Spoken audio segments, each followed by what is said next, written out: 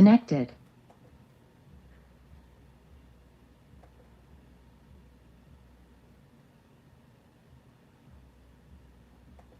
Predator Badlands is the #1 movie in the world.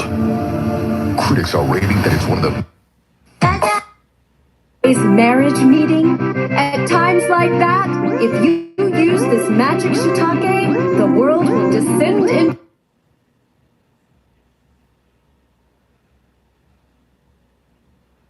Is marriage meeting? At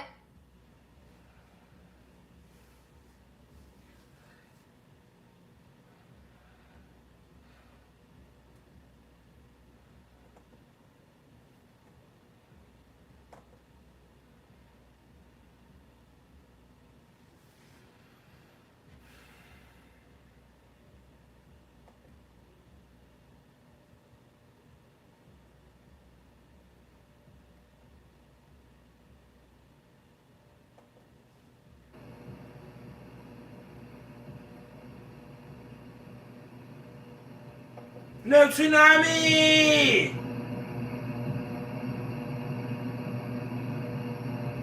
No tsunami!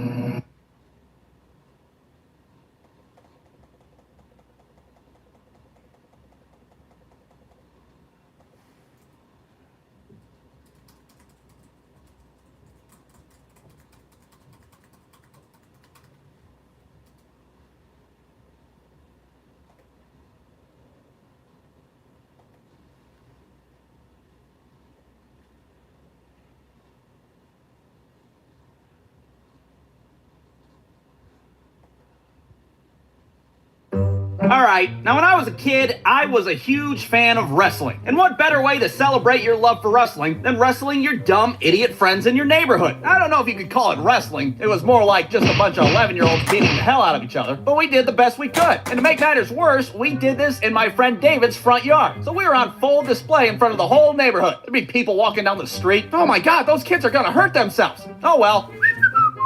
But for a bunch of kids, we were actually pretty professional. I mean, we had like a referee, the cheap styrofoam championship belts you got from Kmart. Hell, we even had a boombox out there to play your entrance music. Here, put my CD in and play track 5. What the hell is this shit? What are you guys looking at? It's the only CD I have. Austin 316. Give me a hell yeah. So then once we were in the ring, or I mean the front yard, I guess, we would proceed to just beat the hell out of each other any way we could. And of course we would get hurt. I mean, hell, to this day I get back spasms because of the one time I tried to do a missile drop kick off the fence, God forbid, but it was worth it. You'd be out there trying to imitate your favorite wrestler. Mine, of course, was Dwayne "The Rock" Johnson. Not this Dwayne "The Rock" Johnson. I don't know who the hell this is. I'm talking this one, the old one, the Dwayne "Do you smell what the Rock is cooking" Johnson. I'd be out there saying one-liners left and right. Do you smell what the Rock is cooking? Just bring it, you jabroni! There'd be people like walking their dog and shit.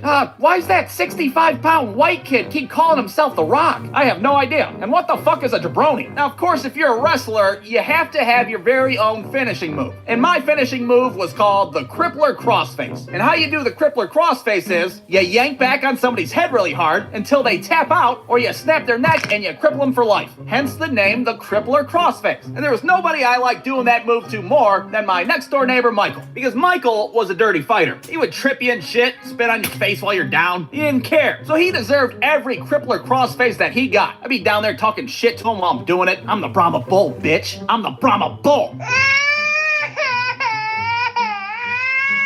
So then you let him go and the match is over, but Michael's all butthurt still, so he kicks you in the balls. That's my fucking finishing move. How you like that? Winner and champion. Give me a hell yeah. Now, like I said, we would always wrestle in David's front yard. But there was one time in particular, we decided to wrestle in this restaurant's parking lot that was across the street. Now, why would we wrestle in a busy parking lot? Well, because we're dumbass 11-year-olds, that's why. And dumbass 11-year-olds do dumbass things like wrestle in a busy parking lot. So we have this street match, if you will, and it's between David and Michael. Now, you had to watch out for David, because David would do this really cool finishing move where he'd take your legs and then bend you backwards until your your asshole touched the back of your head. It did not feel good, and I did not want to be a part of it whatsoever. So they start going at it, and since Michael's such a wuss, David's got him on the ground in about 30 seconds. Hey, have they met before? What? Has who met before? Your asshole and the back of your head. Allow me to introduce the two. So there we are, in the middle of this restaurant parking lot. Michael's bent in half. He's crying like he got shot by a fucking rifle. Of course, some guy in his car sees us and he's like, what the hell is this kindergarten fight club bullshit? Hey, leave that kid in the Scottie Pippen jersey alone before I call the cops. God, we're not doing anything. I was just trying to introduce one body part to another, that's all. I'm all pissed off, like, God damn it, there's a styrofoam championship belt on the line. Mind your own business, you jabroni. Jabroni? I'm part German and Dutch Irish. I don't have a drop of jabroni blood in me. God damn it, I'm calling the cops. No, there's no need to. See, look, he's all right. He's fine. How you like them apples, huh? Winner and still champion. I am still the champion, the champion, the champion. I'm afraid our time isn't up yet. Yo, yo, yo, yo, yo, yo! My taste runs to the unique, yes? The slightest movement could send us offline.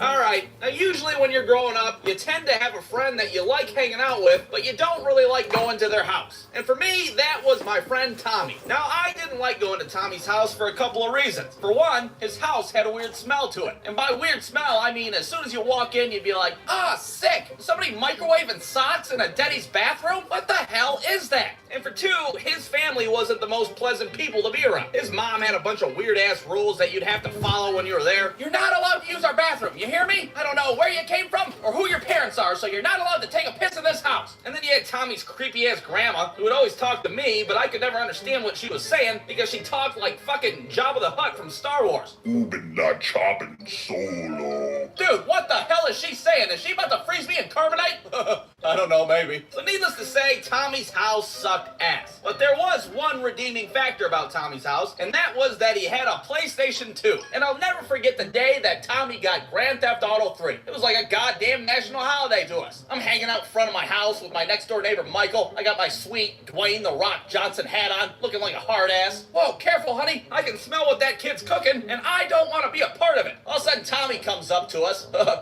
You guys want to come over and play PlayStation 2 at my house? Oh, and deal with your mean-ass mom and your weird-ass grandma? No, thank you. My grandma's dead. Now, side note here, Tommy would always lie about stuff, all the time, for absolutely no reason. And he would always lie about his grandma being dead. Now, why would he do that? I don't know. Tommy's a sick fuck, I guess. He would lie about his grandma being dead, and you would feel all bad for him. Then you'd go over to his house, and you'd see her ass sitting in the living room watching Leave It to Beaver. Tommy, your grandma's not dead. I'm not falling for that again.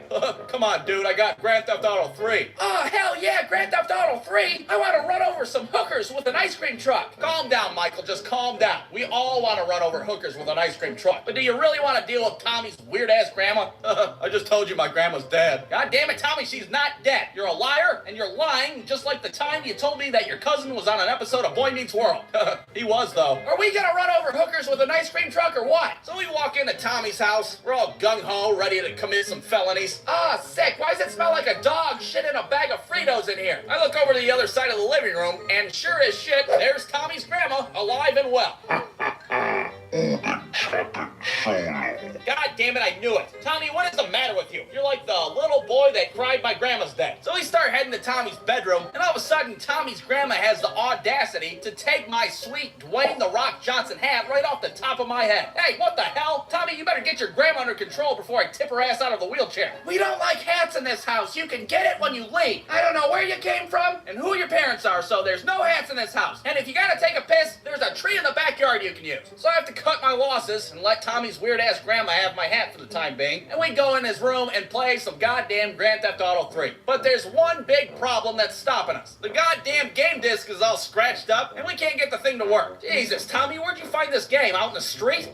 My sister's boyfriend gave it to me. What, after he was done wiping his ass with it? This thing is all jacked up. It's got more scratches in it than a fucking lottery ticket. How the hell are we gonna get this thing to work? I heard if you put toothpaste on the disc, it helps get rid of the scratches. Michael, we're not putting toothpaste on the disc. Don't be ridiculous. us. Was the game got fucking gingivitis? Hey, I'm just trying to be constructive. All I want to do is run over some hookers with a goddamn ice cream truck. So there we were, squeezing out toothpaste on this goddamn Grand Theft Auto 3 game disc, hoping that it just might work. We put the game back in the PlayStation, and you wouldn't believe me if I told you, but somehow Michael's bullshit toothpaste method totally did not work at all. Are you fucking kidding me? We squirted like a half tube of Colgate on the damn thing. Not only did the game not work, but we probably fucked up Tommy's PlayStation 2 while we were at it. It's making some weird noises. So there was no Grand Theft Auto 3 that day, which meant there was no running over hookers with an ice cream truck. Ah, darn it! Me and Michael were so mad we just left Tommy's house. And it wasn't until I got home that I realized, oh, damn it, I left my sweet Dwayne "The Rock" Johnson hat with Tommy's weird-ass grandma. And after that day, I didn't see Tommy for weeks. Finally, like a month goes by, and I go back to Tommy's house. Hey, I need my sweet Dwayne "The Rock" Johnson hat back. Where's your weird-ass grandma at? Dude, my grandma died. God damn it, Tommy, I'm not doing this. Your grandma's not dead. She doesn't die. She's like the Terminator of all grandmas. Oh, shit, she really is dead this time, isn't she? Whoops.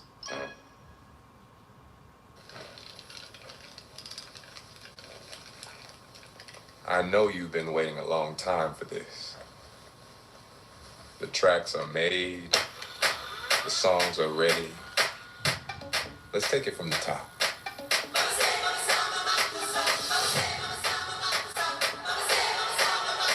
This is your story.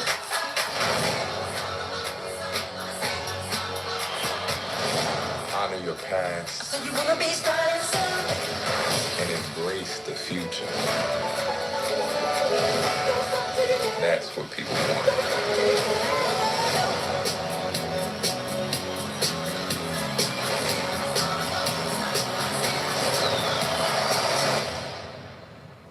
Q, can you lower the lights for me, please? Okay, but remember, in here, keep those feet still, my man.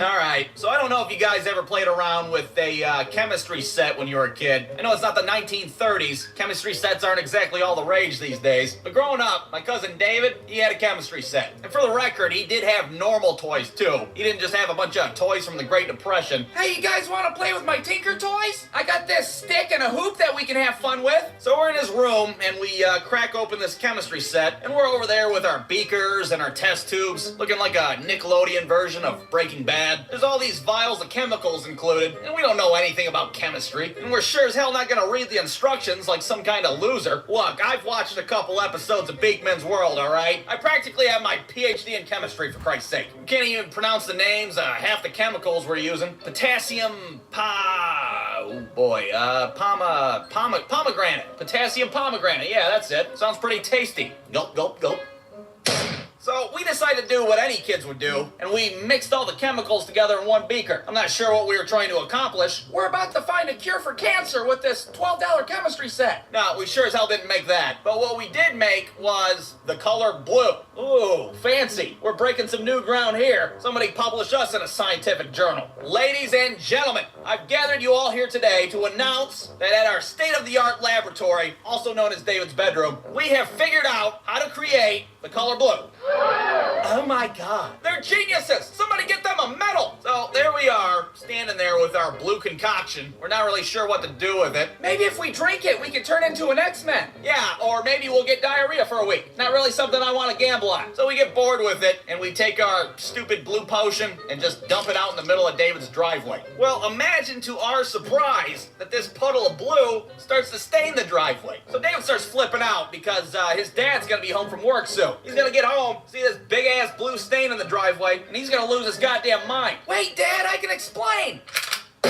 Because David's dad loves his driveway. His favorite room in the whole house was the garage. And the driveway is like the front yard of the garage. He wants to keep it looking nice. There's one time we were shooting bottle rockets down the driveway like a couple of assholes, and David's dad came out and yelled at us. But he didn't yell at us for shooting bottle rockets at people's houses. No, he yelled at us because we were doing it in his precious driveway. Oh, what the hell? Don't be doing that in the driveway. Go blow your hands up in the street or something. So at this point, David goes and gets the garden hose, and he starts spraying the blue puddle with water. But this doesn't help, it just spreads it around. Now the whole goddamn driveway's blue. Holy hell, David, you are gonna die. Your driveway's Smurf blue, for Christ's sake. It's a pretty unique color for a driveway. Makes a pretty great landmark if you're giving somebody directions to your house. So when you turn down that street, just keep going until you see the stupid-ass cotton candy blue driveway. You really can't miss it. So in sheer panic, David runs in his house and grabs a bottle of dish soap off the counter. Now both of us are on all fours in the driveway with a bottle of palm olive, scrubbing away like little orphan Annie. But this isn't working either. And you know why? Because dish soap works on dishes, not on blue driveways. It even says on the bottle, for Christ's sake. Well, what the hell are we supposed to do now? Maybe we can camouflage it somehow. You know, just like park a bunch of bikes and scooters out there. Maybe set the bushes on fire. That'll draw his attention, right? Nope, too late. David's dad pulls up in front of the house. We just stand there in the front yard, accepting our fate. David's over there. He's got a blindfold on and a cigarette hanging out of his mouth. His dad walks up. He takes one look at us, and then he looks over to his stupid aquamarine driveway. Then he looks back at us, and he's like, David and the boys. What are you guys doing out here? Nothing? You guys want some hot dogs? Yeah, hot dogs sound good. All right, I'm gonna make some hot dogs. And then he just walked away. Never said anything about the driveway. What the hell was that all about? You seen the driveway, right? There's no way you can miss it. See this damn thing from outer space. What the hell happened? Maybe David's dad just didn't feel like dealing with our bullshit that day. Or maybe he just wanted some hot dogs. I don't know. But what I do know is David's driveway did turn back to normal after a couple of days. It didn't turn into some stupid national landmark like we thought it was gonna. It's amazing! Take my picture with it! So David probably knocked 10 years off his lifespan that day from sheer anxiety, thinking he was about to get murdered by his own dad. But instead, we got to eat hot dogs. Get your red hot. Talk about a happy ending. Sentimental Value is one of the best reviewed films of the year. It will remind you why you love film. Renata Reinsved is a complete revelation. My father is a very difficult person. And Stellan Skarsgård is one of the best actors of his generation. It's a deeply beautiful expression that art can heal us, and the best film of the year. I don't know if I'd ever really seen a film like it before. Sentimental Value, rated R. A tractor-trailer crash can change your life in an instant. And when massive trucks collide with everyday drivers, the results can be devastating. If you're dealing with medical bills, lost wages, and pain after a crash, it can feel like the world is closing in around you. Allen & Allen has decades of experience helping the victims of tractor-trailer accidents. We know the trucking industry's tactics, and we won't back down. Let Allen & Allen fight for you.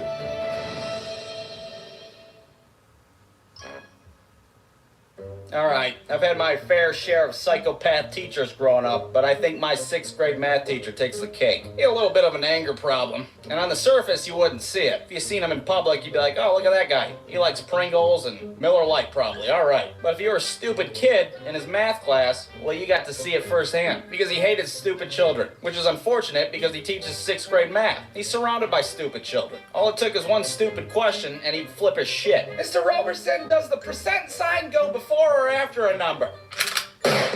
Anybody else got any stupid fucking questions? Huh? Anybody? I got 29 more bullets here. He was the first teacher I ever heard swear in class, which can be a little jarring the first time you hear it in a school setting. It's the order of operations, Daniel. You can suck my ass if you think subtraction comes before parentheses. What kind of simple bitch are you? Jesus Christ. Like, whoa, wait a minute. Something's not right here. You're a teacher. You're supposed to say happy words. You just had a lot of pent-up frustration. If you could just lay into the occasional kid, just maybe like an uppercut, knock one out every once in a while. But no, this isn't the 1930s, where if a kid gets a wrong answer, you can, like, push a bookshelf on him or something. He'd always intentionally try to find the most nervous kid, too. Make them answer problems on the board, just so he can make you look like a babbling idiot in front of the whole class. Hey, Billy, why are you sweating so much? You're freaking everybody out. Why don't you tell us what you have for problem 3? 12? Yeah, hi, school nurse. If I have Billy pee in a cup, can you give him a drug test? Because he's obviously smoking crack if he thinks the answer's 12. Pretty sure he'd just go home at night, crack open 15 beers, and just drink until he couldn't feel anymore. Honey, dinner's done. I made your favorite. Cigarettes and Xanax. How was work today? Fucking kids can't learn how to add fractions, Sharon. God damn it.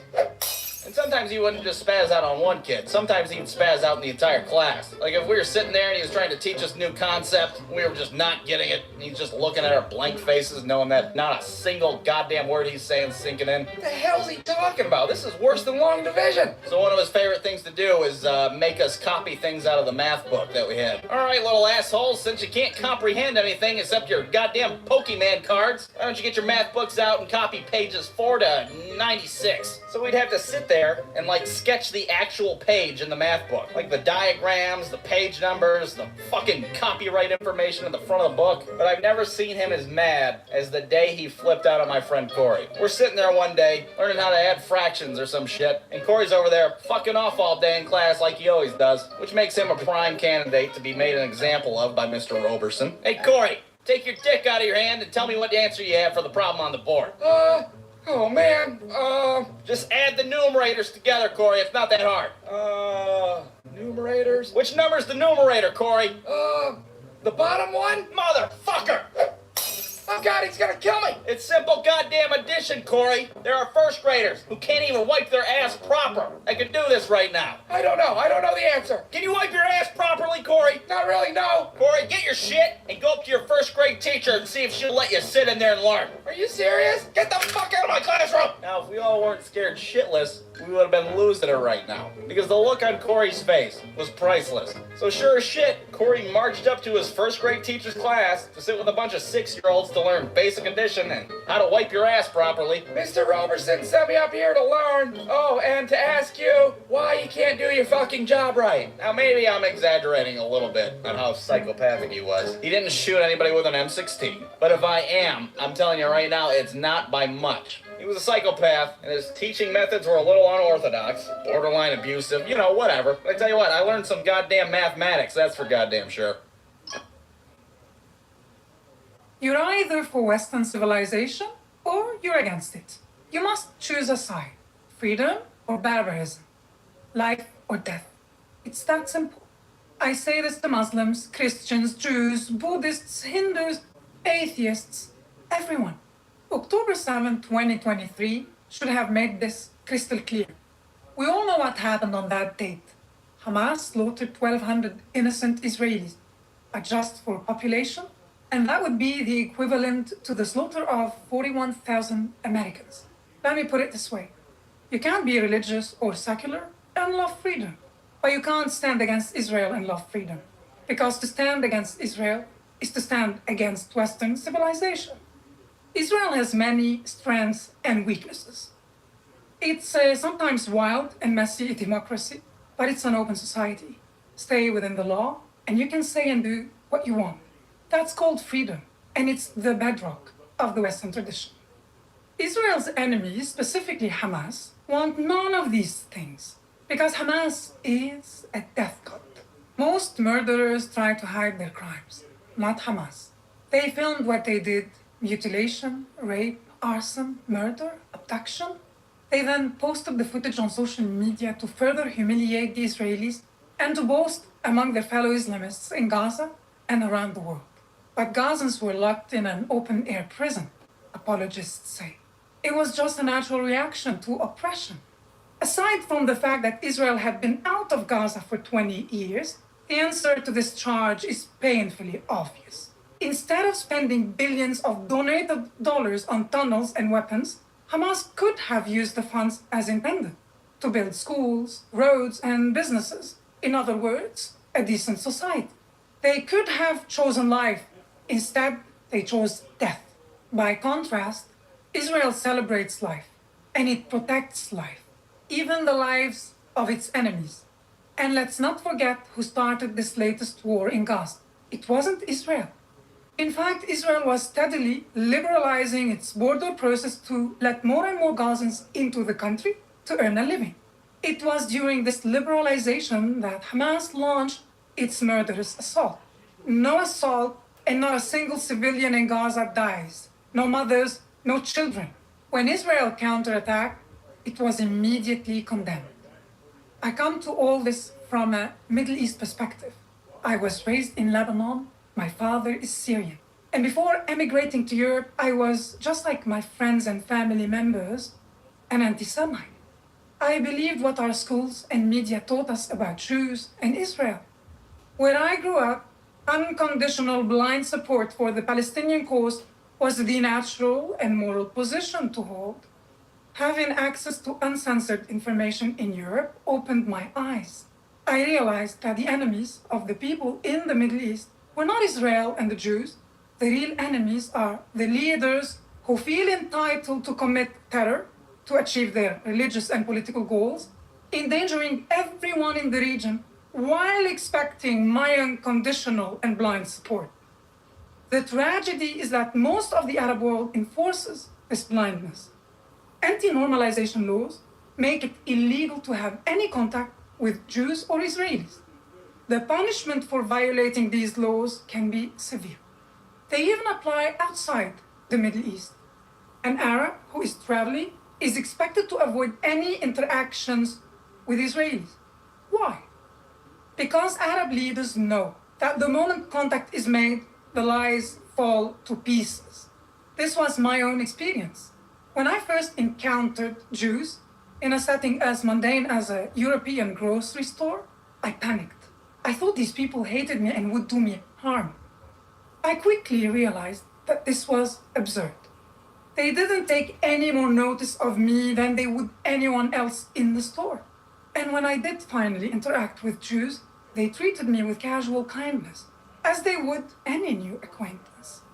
At that point, I knew everything I had been taught about Israel and Jews was a lie. But this isn't just about Israel and Jews. It's about what Israel and Jews stand for. The Western tradition of freedom. The Jews introduced it 3,500 years ago. Modern Israel embodies it. What do you think would happen if Hamas prevailed? Israel would remain an island of Western values just with a Muslim flavor? No. It would become another repressive Sharia law society where women and minorities would have virtually no rights. It would be much more like Kabul than Tel Aviv. Arabs at least have the excuse of being kept from the truth. What excuse do protesting river to the sea American college students have? The truth is right in front of their faces. No one is stopping them from learning it. We don't need to apologize for Western civilization. We need to defend it in word and deed, or the haters will take it from us. So, whose side are you on? I'm Rawan Osman, Executive Director of Brit Shalom for Praga University. Thank you for watching this video. To keep PragerU videos free, please consider making a tax-deductible donation.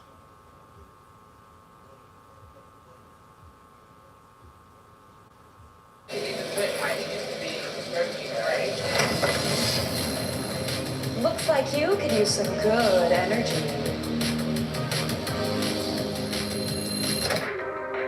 Here.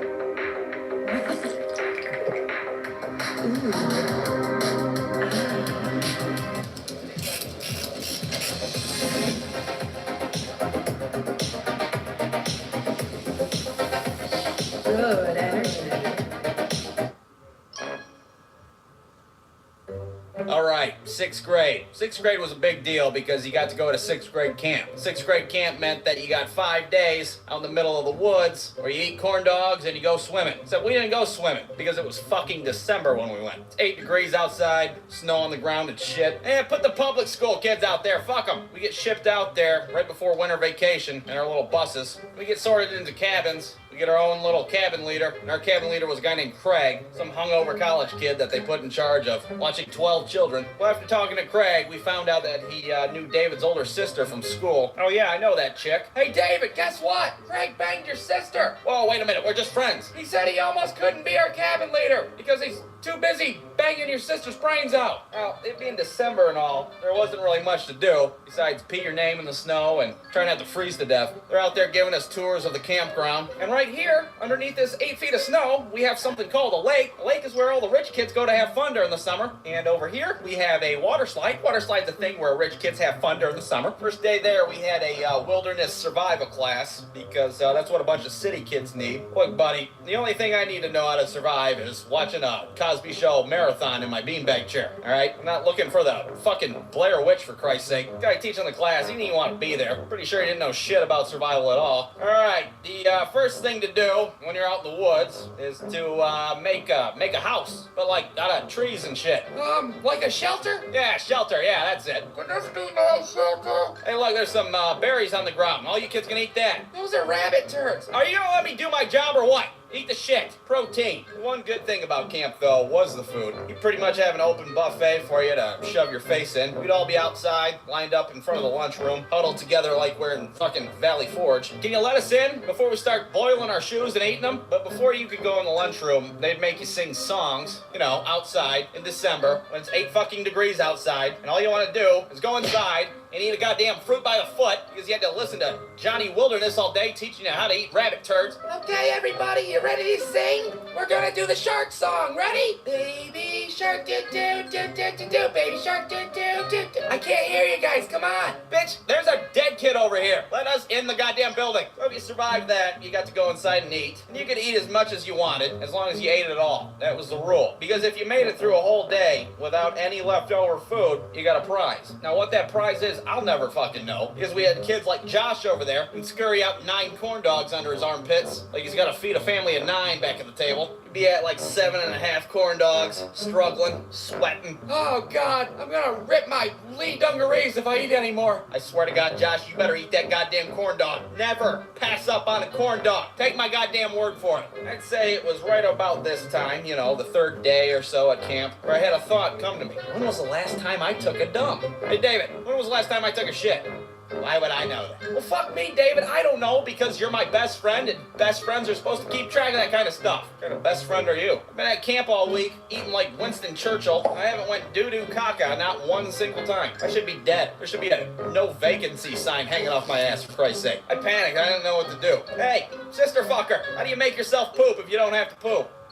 What? What am I supposed to do, Craig? I'm gonna explode any minute now. Dear Mom and Dad, it's been at least 4 days since I felt the joy of a turd leaving my anus. I believe I may be a wizard of some sort. We've already called Guinness World Records. They said they weren't interested. I'm in constant fear that the slightest cough or sneeze might suddenly awaken an avalanche of shit and kill the entire campground. Hope all is well, your son, the shit wizard. I didn't know what to do, but I tell you what I did. I just kept eating, like a pregnant person.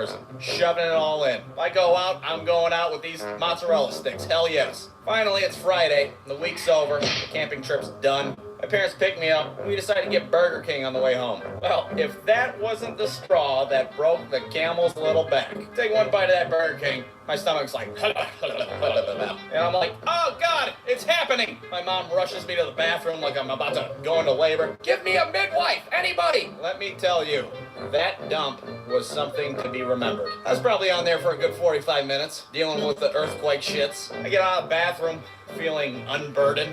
Holy hell, what the hell happened here? Looks like 6 grown men took a shit in here. Oh, for Christ's sake, somebody give me a shovel so I can chop this thing up so it'll flush. I was telling people at school how big that shit was the next week. They thought I was talking about a newborn baby. It was 7 pounds, 4 ounces, and 22 inches long. When con law is giving you the scaries and you need help getting started, you could just ask Google to help unpack the case and its impact. Boom. The verdict? You got this.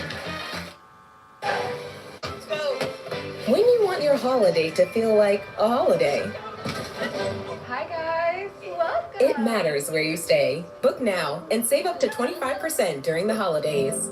Hilton for the stay.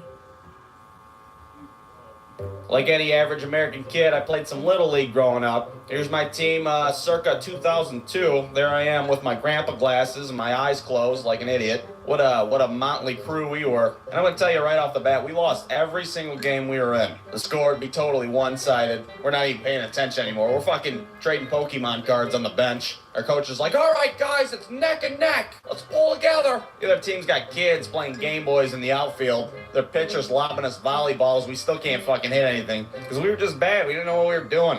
We look like the team that the Harlem Globetrotters would play against. Just running into each other like a bunch of assholes all day. Our first batter of the year flung a goddamn bat into the stands, hit somebody's little brother eating a hot dog. You know, what a good start. We're going to be all-stars. Our coach is like, God damn it, if you're going to do that, do it to the other team's fans, you dummy. But we had some classy individuals on our team, okay? We had Josh, whose best feature was that he had a swimming pool at his house, which we took full advantage of. Hey, you guys want to come inside now? Yeah, we'll be there in a minute, John. My name's Josh. Yeah, okay, whatever, Jim. Then there was little Billy, our catcher, who was half the size of everybody else on the team, who couldn't throw the goddamn ball if his life depended on it. He could hardly throw it to the pitcher, let alone try to throw anybody stealing a base. Throw it, Billy! He's stealing second!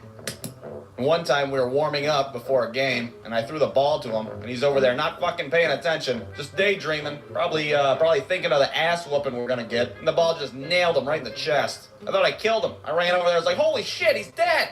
We're dragging him off the field, the team's looking at us like we're some kind of circus act. And then there was Danny, our pitcher, whose dad would come to every game totally plastered. Just totally drunk off his ass. He'd be yelling obscenities at the other team. Hey, blue team, you can go fuck yourselves. I mean red team, or the blue team, I don't know which team's ours. But we appreciated it. It was the closest thing we had to a mascot, so it worked. And we actually came close to winning a game during the season. There was another team that hadn't got a win yet. And these guys, they looked worse than us. There's like a cross-eyed kid, some dude in a wheelchair. Like, all right, yeah, I think we got a chance. I think we can beat these guys. And we're in the last inning, and we're down by 3 with 2 outs, and Chubby Josh is up to bat. Our coach is like, all right, Josh, don't be an asshole, go up there and get a base hit. So he goes up there and he just crushes the ball. It's way out there. It's like 47 feet. We're flipping out on the bench and he's running. He's running his ass off. He's running like there's a goddamn Little Debbie snack on home plate waiting for him. He's rounding the bases and we're all like, stay at third, stay at third. Because we knew his ass wasn't going to get a home run. And he's like, to hell with that. You don't get on Wheaties boxes by staying at third. I'm going for it. And he was out by a good mile. He wasn't even close. But he still managed to slide into home. And as he did it, his ass scraped against home plate in a very violent way. You knew it hurt. And you knew some part of his ass was bleeding. And I'll never forget the look on his face. He just clutched his butt, waddled off the field crying. And our coach is like, way to go, Josh. We're 0-12 now, thanks to you. Maybe your asshole wouldn't be inside out if you would have just stayed at third like we told you to. And everybody hated Josh for the rest of his life. The end.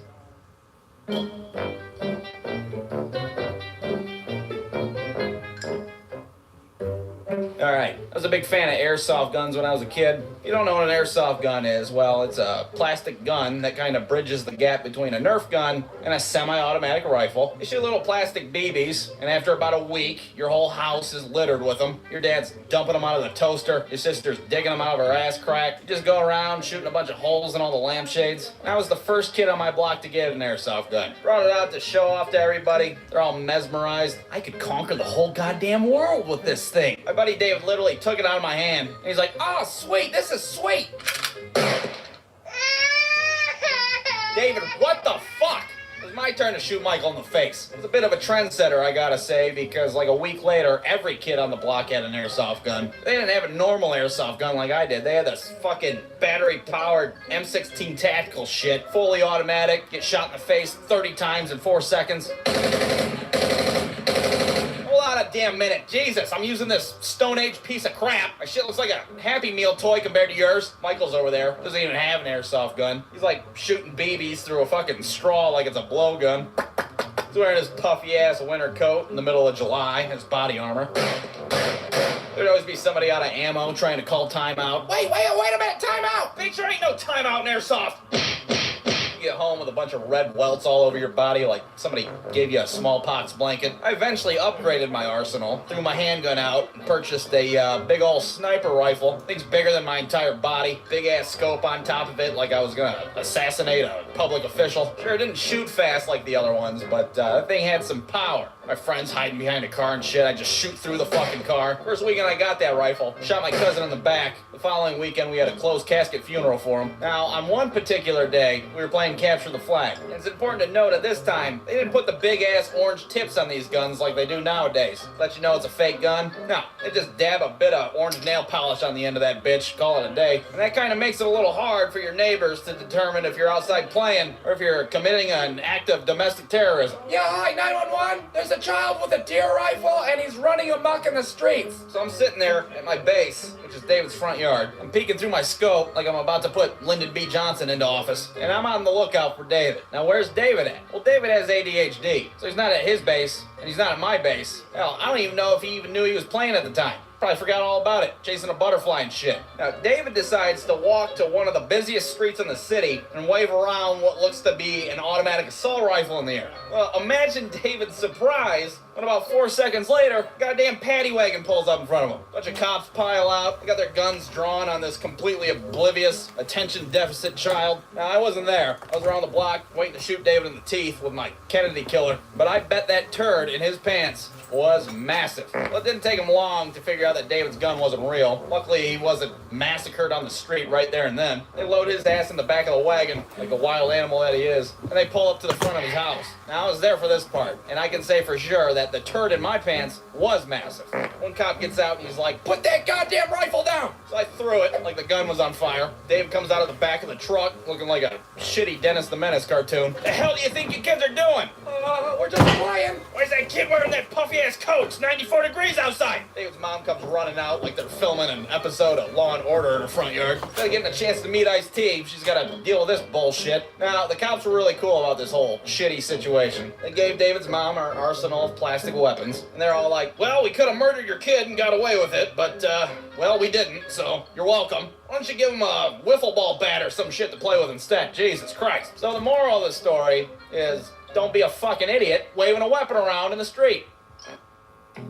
Sometimes life can be a little messy. But with next-gen Nubella Performance Fabric at Ashley, we've got your whole home covered. So you can get back to what you love, messes and all.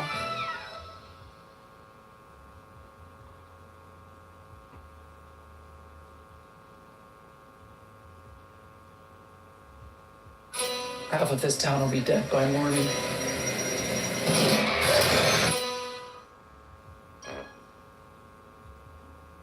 All right.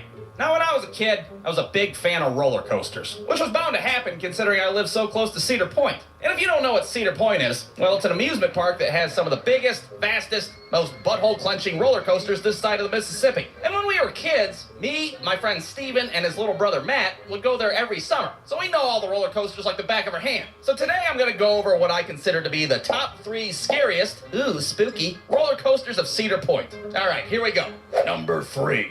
The Magnum. All right, now the Magnum was like the first roller coaster that I was genuinely scared of. I mean, the thing is 200 fucking feet in the sky. It was built in the 1980s by a bunch of drunk welders. How safe could it really be? Hey, you guys want to go ride the Magnum? I think I'll pass. But you know, peer pressure's a hell of a thing. I can't look like a wuss in front of all my friends, so I agree to go on the goddamn thing. So me and Steven are up front. We make Matt's ass sit in the back by himself. Why do I always gotta sit by myself? Well, because 1, we didn't invent odd numbers, and 2, you're the little brother and you suck ass. That's why. So we start going up the hill, and I gotta say this roller coaster sounds like it's fucking falling apart from underneath us. It's all like clankety clank clank. We're all just sitting there in complete denial, like, it's supposed to sound like that, right? That's not the sound of a malfunctioning roller coaster, is it? Now on the Magnum, it takes forever to get up the first hill, which is nice because it gives you plenty of time to get your affairs in order. Yeah, hi, Mom. If this thing collapses and I explode on impact, can you take care of my Tamagotchi for me? So up and up we go into the abyss. The whole time you're just sitting there thinking about how long ago the 1980s were. Good Lord, the 80s? What, did Ben Franklin design this fucking thing? Finally, we make it to the tippity top, and just when we're about to go over the edge, a fucking bug flies right into my mouth. So now as we're going down, I'm choking on a goddamn June bug or whatever the hell it is. I go to spit it out, and because, you know, physics and shit, My spit flings backwards and hits Matt right in the fucking face. So now for the rest of the entire ride, Matt's trying to strangle me from behind. I'm totally oblivious to what just happened. I'm thinking that he's just trying to assassinate me because I got the goddamn front seat. We get off the ride and I'm like, dude, what the hell was that all about? You fucking spit in my face like we're on a goddamn episode of Jerry Springer, that's what. So that's the Magnum. I'll give it a 10 out of 10. I would highly recommend it, especially if you want a snack on the way down. All right, the next one. Number 2, the Millennium Force. Now, the Millennium Force is pretty similar to the Magnum, except, you know, it's 100 feet taller, and it was made after the collapse of the USSR. So that's good. And to my 11-year-old ass, the Millennium Force was like the tallest thing in the world, which means my afraid of heights having ass was pretty hesitant to go on it the first time. Holy hell, we could get to the moon on that goddamn thing. I think I'm gonna pass on this one. Oh, come on, don't be a wuss. Shut the hell up, Matt. Nobody was talking to you with your little brother ass. God, you're not even a real person. I'm just saying, like, what if we get like 2/3 of the way up, and all of a sudden the train stops, and then we're stranded hundreds of feet in the air because some asshole had to wear a goddamn GoPro on his head. Dude, what the hell are you talking about? I don't know, maybe we should just get a corn dog instead. But instead of getting a corn dog, you guessed it, we get on the goddamn Millennium Force. So once again, we make Matt sit in the back, but this time some random Australian dude decides to sit next to him. Now, how do I know he was Australian? Well, because the whole time we were going up the first hill, that guy was like, oh goodness, oh crikey, oh God, we're really high up right now. And look, I know that's a shitty Australian accent, but, well, I'm one man, and that's the best I can do, so you're just gonna have to deal with it. So once again, we get to the tippity top of this ride, and that Australian dude's like, crikey, there's a king croc right there. All right, that's not what he said. I don't know what the hell he said. I'm sure it was something about a boomerang or a fucking kangaroo, the goddamn Sydney Opera House, something like that. Anyways, we go down the first hill, and holy hell, what an experience that was. The amount of G-forces we felt on our shitty little kid bodies, it was like we were in fucking astronaut training camp. The whole time the Australian dude won't shut the hell up. Oh, Vegemite sandwiches! Crocodile Dundee! When we got off that ride, it felt like our stomachs switched places with our assholes. Oi, Steve Irwin Outback Steakhouse, am I right? Righto. Millennium Force, 10 out of 10. Would highly recommend as well, especially if you're Australian. Crikey. All right, last but not least. Number 1, the Top Thrill Dragster. All right, so this is kind of a tricky one because I think this ride's getting shut down for good, considering it's, you know, literally falling apart and trying to murder people. But I'm gonna do it anyways. Now, the Top Thrill Dragster isn't the most complicated roller coaster design. You go up, and then you go down, and the whole ride's over in like 14 seconds. But considering it's another 100 fucking feet taller, and it feels like you get shot out of a goddamn 30-06, I'd say it's pretty intense, to say the least. But those things are not what makes the Dragster the scariest roller coaster. No. The scariest part of the Top Thrill Dragster is the fact that sometimes the train doesn't make it over the hump, and you go hurling backwards like a fucking failed physics experiment. So there we are in line. We're about to get on this guy. Take the butt. With Method CRM, each location gets its own account, synced to its own QuickBooks file, where they can manage their own customer data and... Bunch of STDs to the chalkboard. Okay.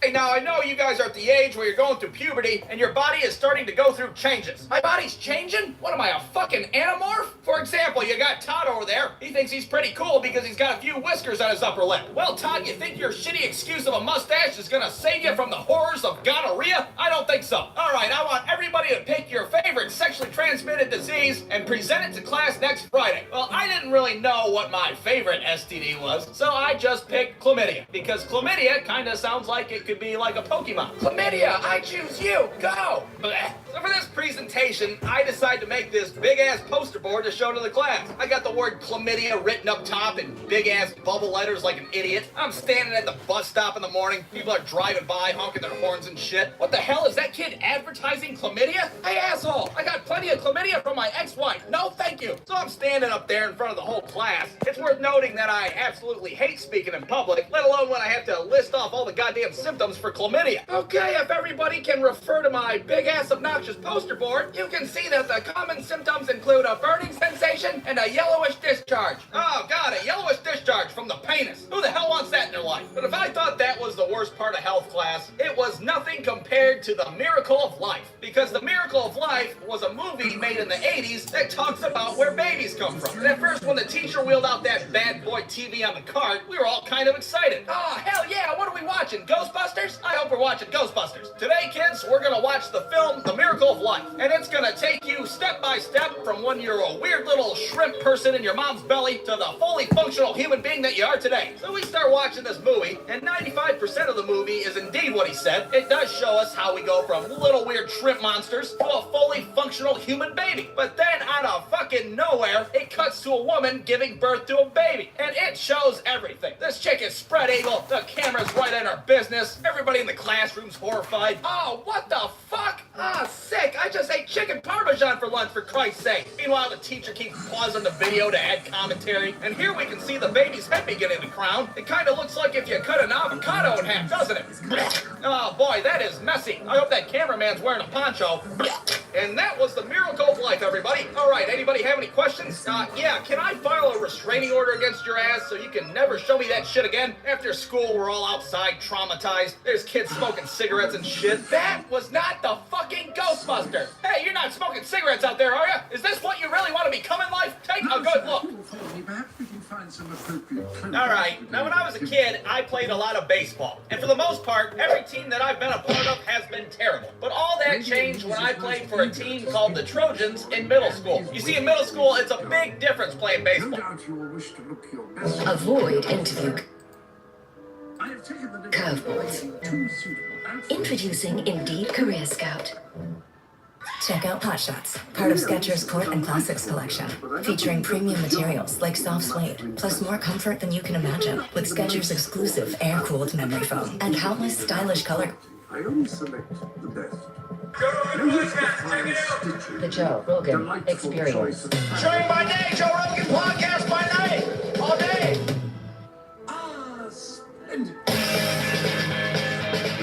Oh, hello, David. Hello, Joe. How are you? What's going on with your mask, man? Nah, that's fucking okay. I just want to see how you react. All this Rona talk. All this Rona talk. Sick of it. Yeah. Yeah.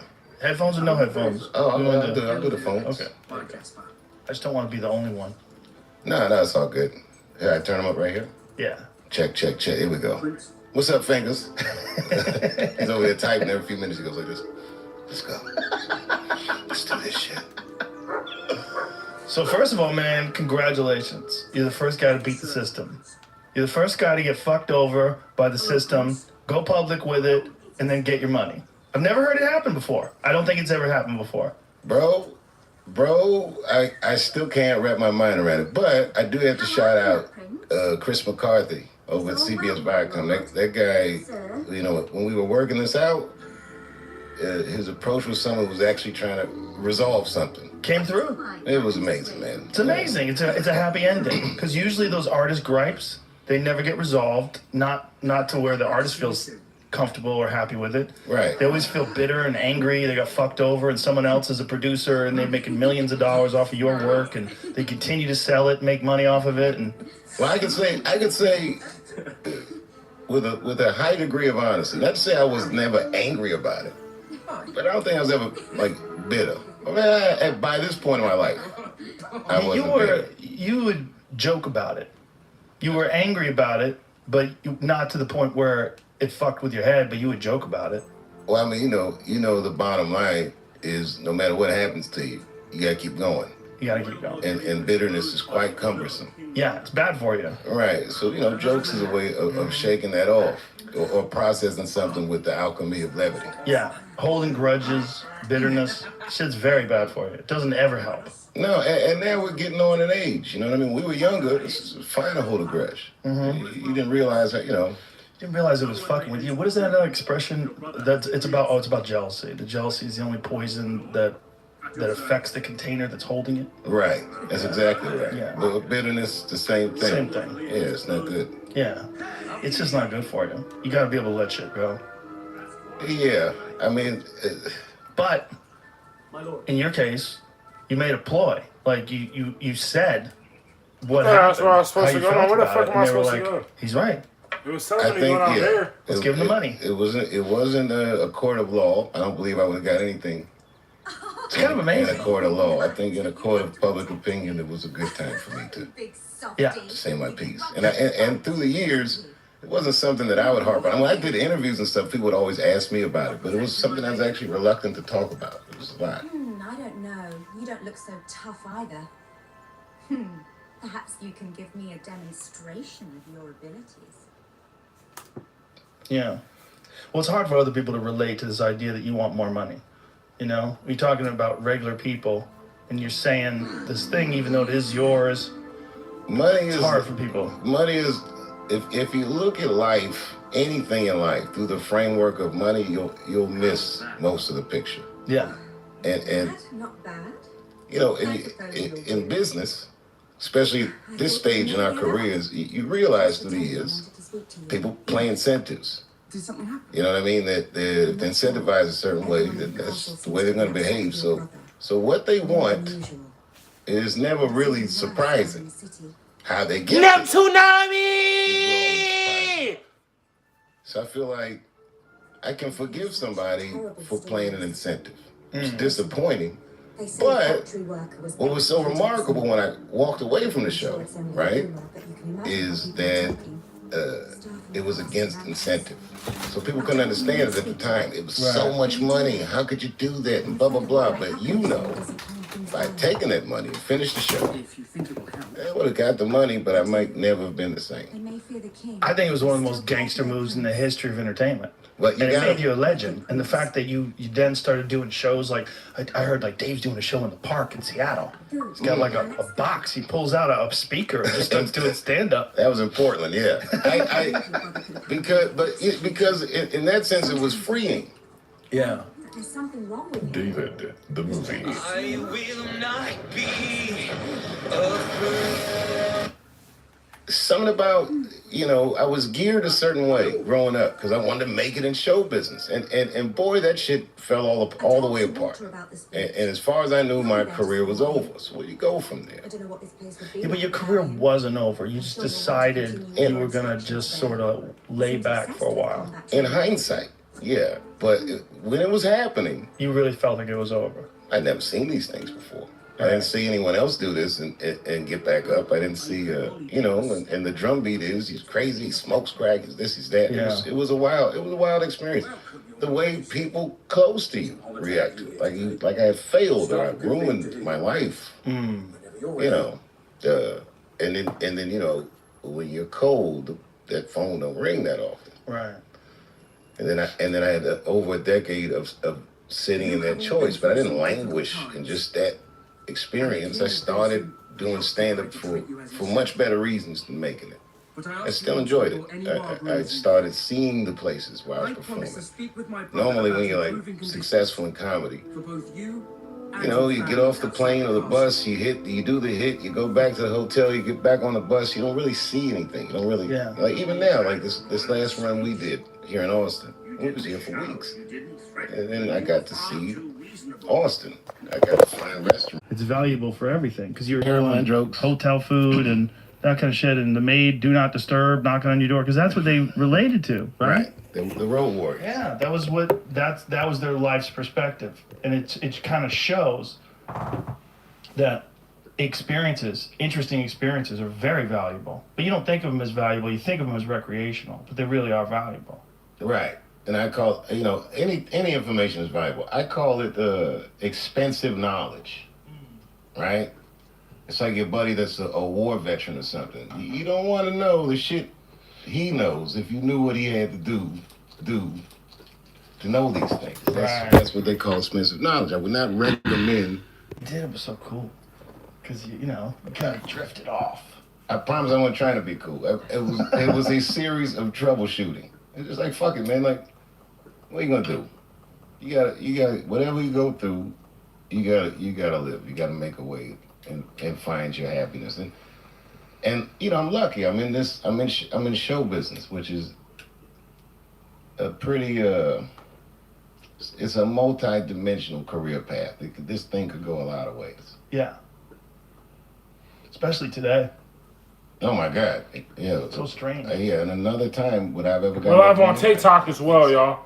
No, because there would have been no social media, no pressure.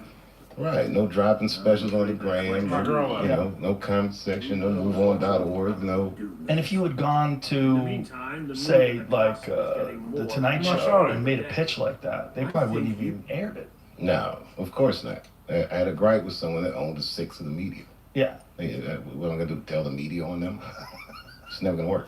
Right, they would definitely edit that part out. Kingdom. Like, why is Dave's section only 4 minutes long? Yeah, edit it, spin it, whatever it is they do. But For reaching out to people. Yeah. But again, They all looked up to you back all there. parties involved. I thought The way they look up in to a repairing leader. that situation, and I don't want to go all into what those conversations were like, A other lot than of say, people to see your brother. and it's just not like I'm just happy because they paid me. It was class act. So It was like, That's beautiful. it really was. It wasn't. It was very encouraging.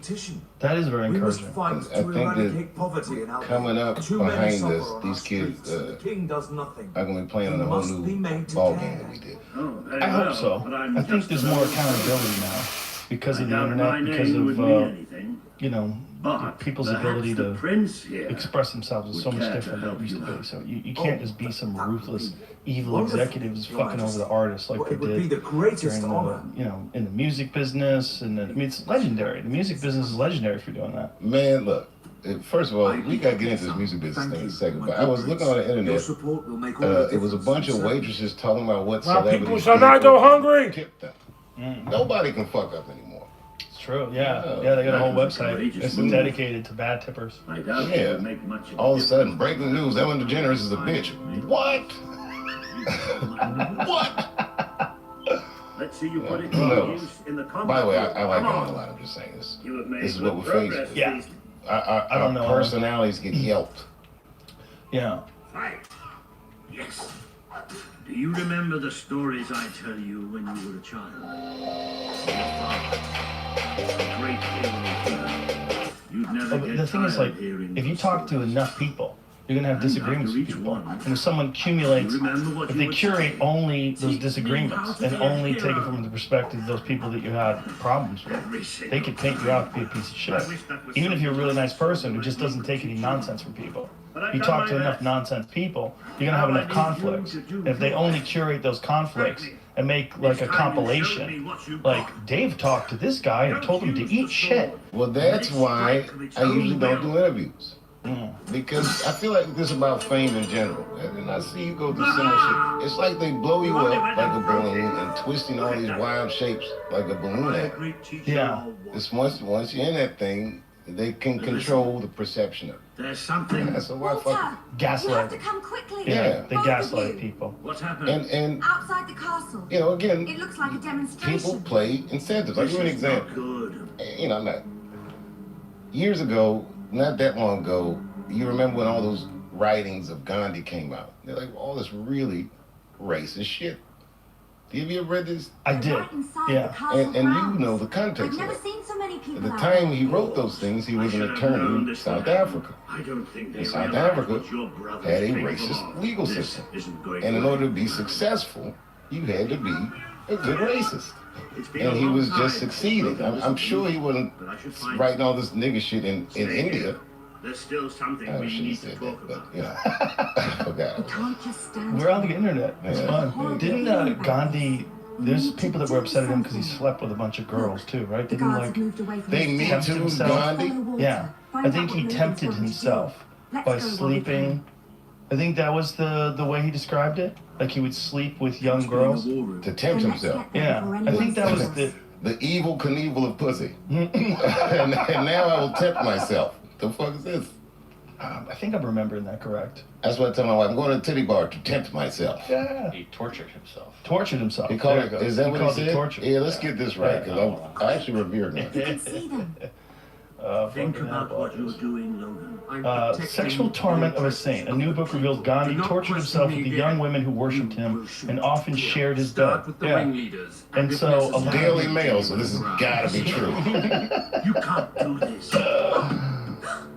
he was was killed by an assassin in 1946, huh? Wow. Well, that part was in the movie. I don't know about all this torturing and stuff. I didn't know it was that. I thought it was later. Maybe he'll listen to you. And then they just showed a picture of him walking with some, you know, we don't know. I don't know. But go back to what it said there. Gandhi, a London-trained lawyer-turned-guru, was a ruthless cult leader who enslaved his followers with such bizarre sexual demands that it became difficult for many people to take him seriously, even during his own lifetime. What? That crazy book. Oh, it claims. Gandhi Naked Ambition claims that Gandhi. Someone wrote a book called Gandhi Naked Ambition. Yeah.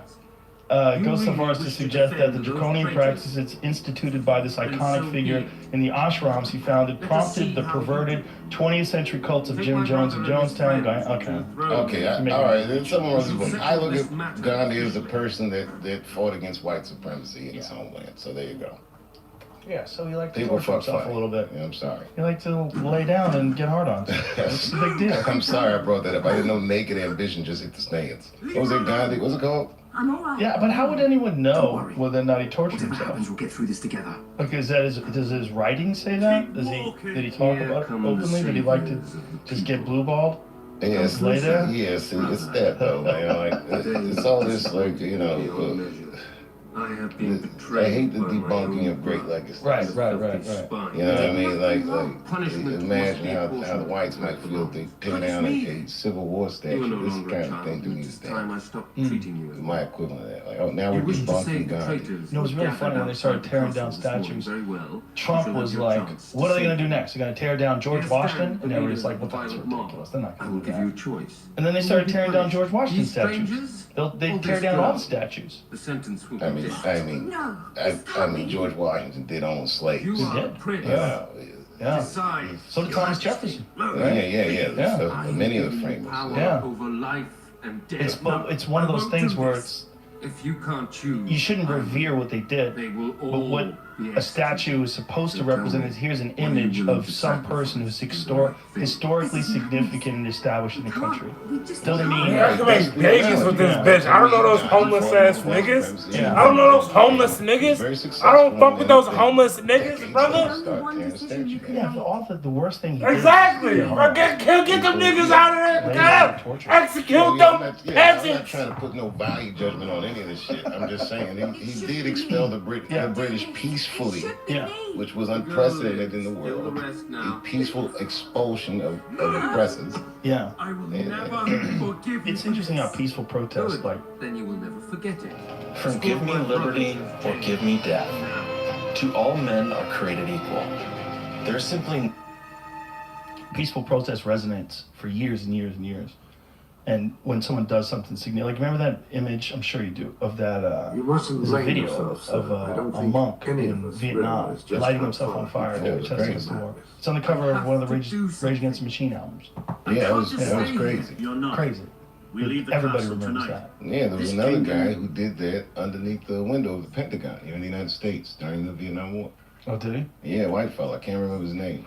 It's nothing less than a revolution. I mean, but Gandhi didn't call it a peaceful protest. He called it civil disobedience. The idea being that I will not participate in my own oppression. It's a fine idea. It's a good idea.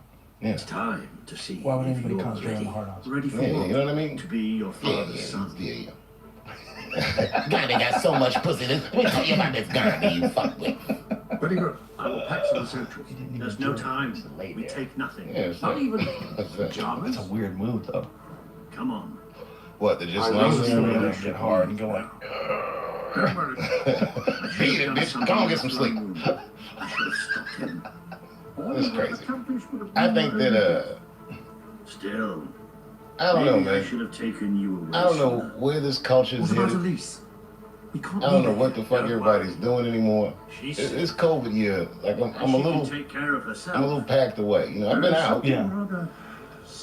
It's doing something to us collectively. We talked about this the last time I was here, and I told you I was going to come to the show. I wasn't bullshitting. Remember that day I said I'll come after the inauguration. Yeah. Because we all smelled that coming. Yeah.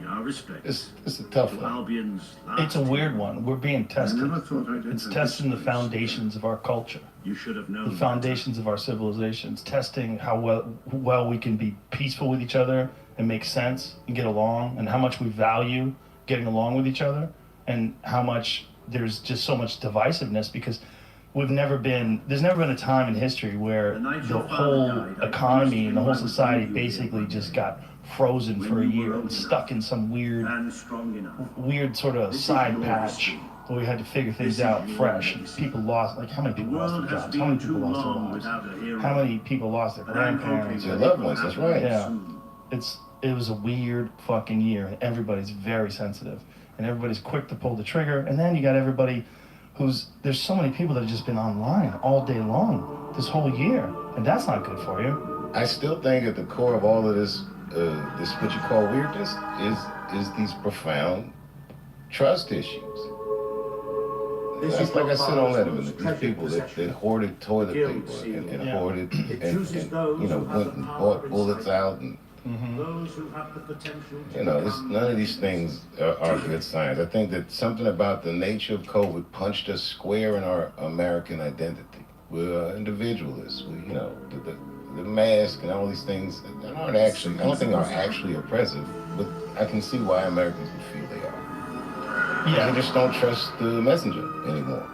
There's too many mixed signals. It's hard. In the beginning, when Fauci was saying you don't have to wear a mask, and then eventually they were saying you got to wear one. That was a huge mistake. I agree. Yeah, if you give people information that may not be true, even if you have the intention of having them behave in a way that's beneficial for everybody, the misinformation, the way you achieve these things, the separation from ends and means can be a profound problem if you're managing something like a nation of 300 plus million people.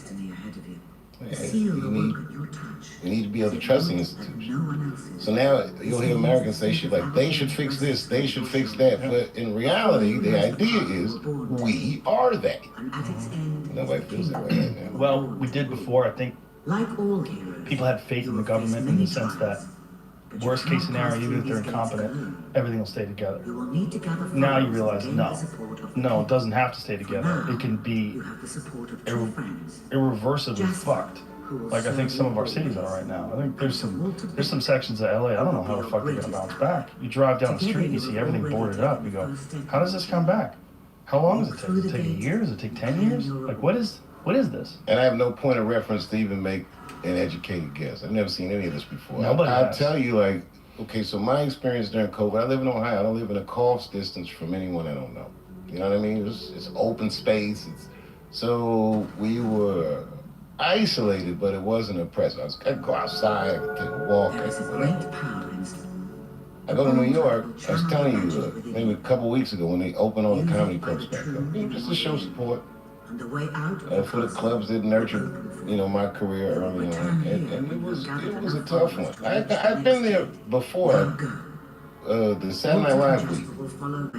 That week was, you know, unseasonably warm. Biden had just won that weekend, so people were celebratory. This time around, I got a sense of the emotional carnage that happened in that city, and it was significant. It was palpable. Like you would notice it. I did. And to hear them say it's like, things are getting better. I was like, better? Because I hadn't seen New York since it was like incredibly healthy. You know, in a non-COVID time, I've heard a $2 trillion economy just in the 5 boroughs in New York. I don't know what's going on there now.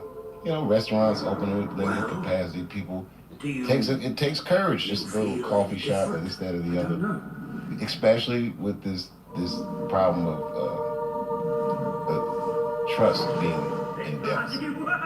Yeah.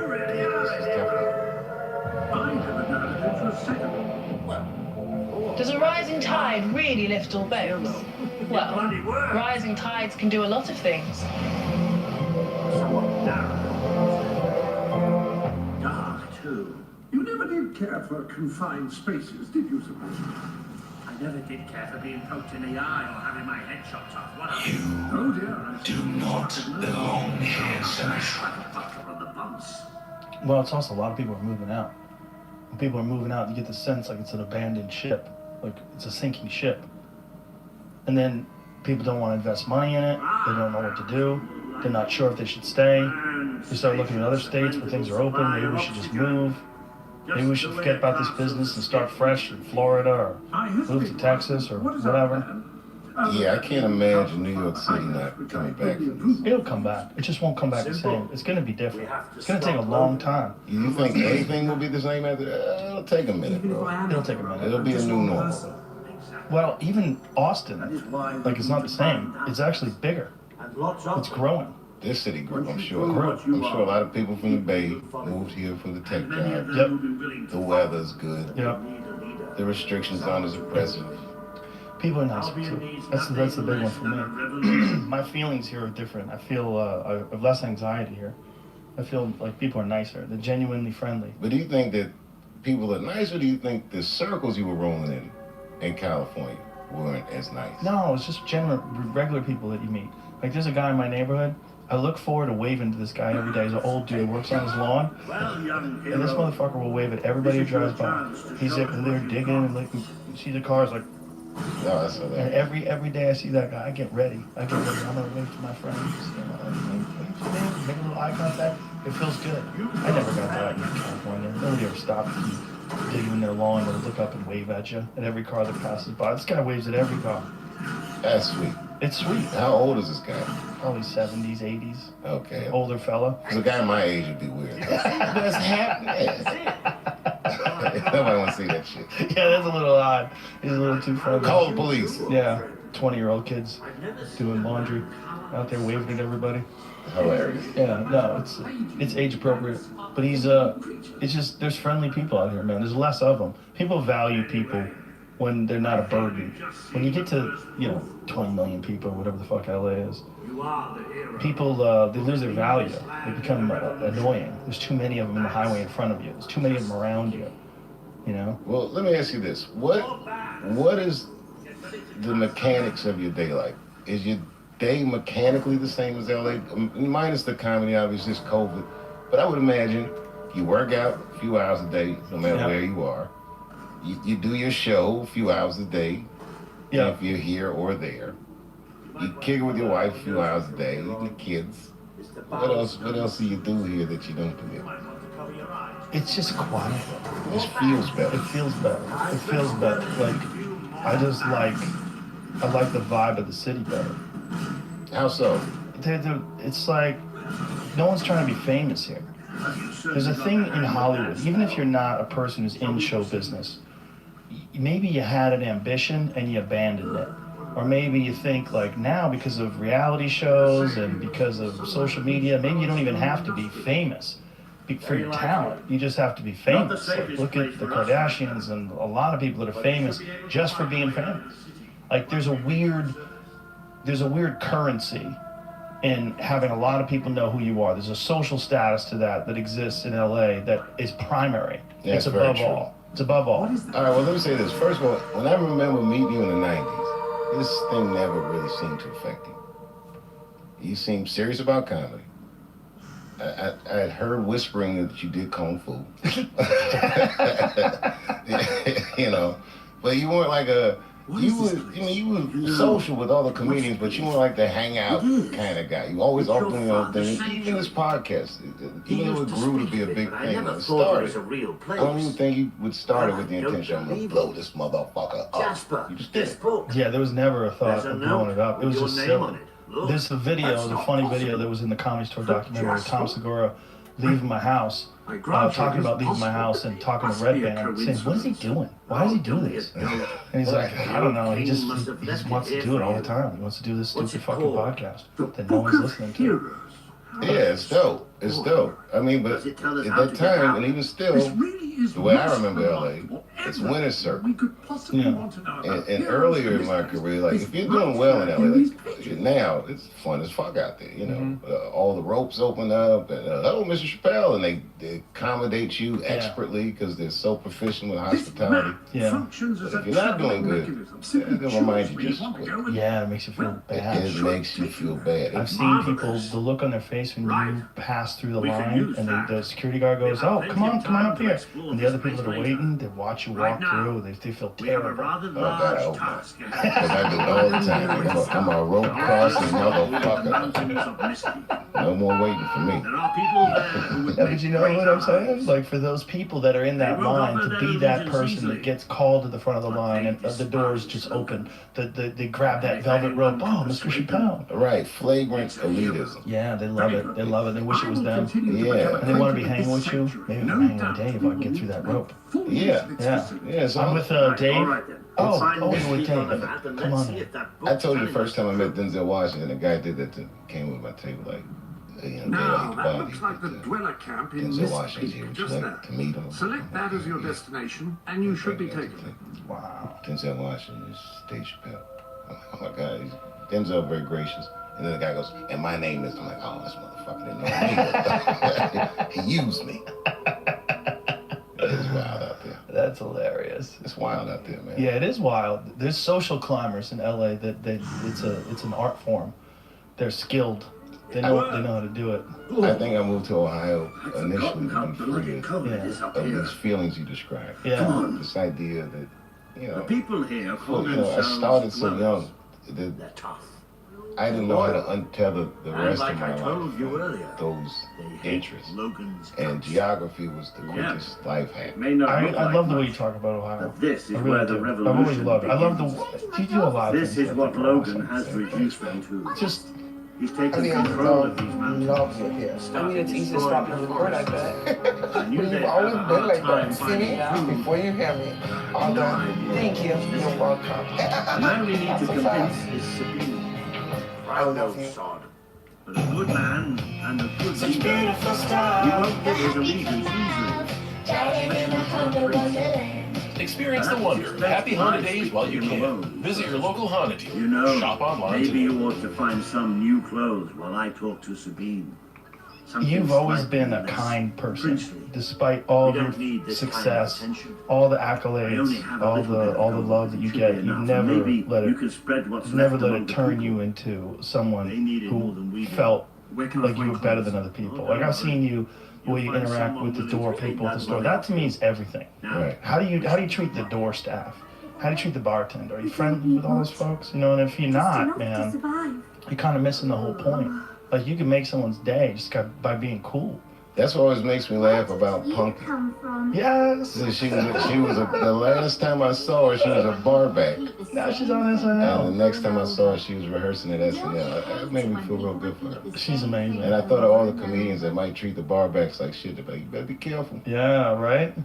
Security, Idris Elba, the famous actor, used to be security guard. Really? Caroline's. Yeah. You can ask me, I used to buy weed from him. You know, you used to buy weed from Idris Elba? Yeah, I don't know if I should talk about it. Yeah, you can talk about it. I did. It's legal now in New York. Yeah. You know, he had a kickboxing fight. He's a legitimate Muay Thai fighter. I heard he's nice with it. Oh yeah, he's good, and he fought a good guy. Like it wasn't a bullshit fight; it was a fight. It wasn't like he went out there and just knocked this guy out with one punch. They Yeah, were scrapping. oh yeah, it's a good fight, and he trained for a long time. Like this, there's some video footage of Idris Elba hitting Movie Bag. This I got. Idris Elba's got skills. He trains hard, and he, I think he did it for a television show. So I think they documented his training, and he trained for quite a long time. And you know, Muay Thai is that's a fucking brutal way to fight. Kicking legs. Is that the shit that they do in Thailand? Yeah, that's the shit they do in Thailand. I went to Muay Thai fights in Thailand. Yeah, he's getting after it. A reliable way to gather So a few he followers would is train simply at this like interacting. legit Muay Thai gym, and you watch him. I mean, if I saw him about to fight in the UFC, I'd go, well, fucking not a good move. Look at, he got dropped there. Like he's training. He's doing real. I mean, he's getting his legs kicked, the whole deal. And you could tell that Did you bring anything? this is, you know, they're not cutting any corners. He's doing the hard work, the real hard work. Man, I came across. So here's his fight. So he had like a fucking real fight. Oh, it's a real fight, man. A real Muay Thai fight. I mean, they were getting after it. Is it showing the fight? Oh, so there's a whole documentary on it. If you think about most actors, you know, too, I don't know if they There he got is. this kind of grit. No. Or humility to possibly get their ass whooped in Oh, front yeah. of everybody. That's the thing. I mean, every human being get knocked the fuck out, right? We saw that with Jorge Masvidal. Jorge Masvidal, when he got knocked out by Usman, Masvidal, he had an iron chin his whole fucking career. He'd only been like dropped a couple of times, and he was fine every time. Like dropped by big guys, like Darren Till dropped him, but I mean, he's one of the best strikers in the sport. And then when Usman flatlined him, everybody's like, oh shit, everybody can get knocked out. The human brain, the human body, the way your face is constructed, it's just not designed to get punched. So look at this right here. That could have easily killed him. Yeah, a good shot. I mean, he's got good defense though. He fought well. He did everything well. I would be any fighter alive at the press conference. but that shit, forget it.